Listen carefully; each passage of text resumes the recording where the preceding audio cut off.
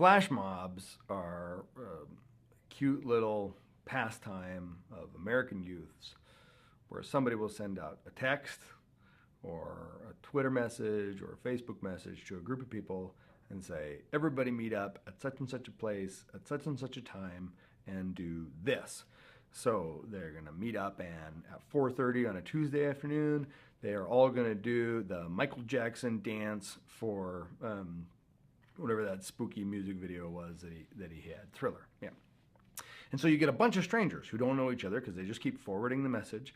We're going to show up at 4:30 on that afternoon. They just all walk up as one, begin dancing to Thriller as the soundtrack has been set up, and then when the song is over, the people evaporate. Well, the truth is they don't totally evaporate and jump in their cars and drive right back to work. When the performance, the ad hoc performance of Thriller is over, they stand around and laugh themselves silly. They're like, oh my gosh, that was so cool. Did you see what we just did right there? That was so neat.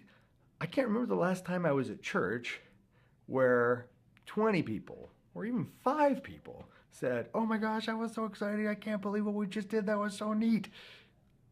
Doesn't that seem like a shame?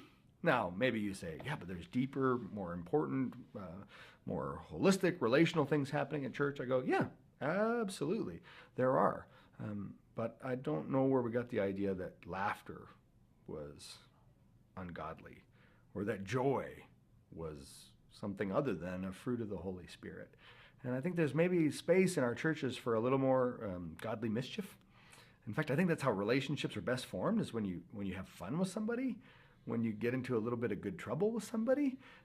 And so I think flash mobs are a good example of that. And I'd love to hear, other than doing flash mobs, how we might utilize that in church.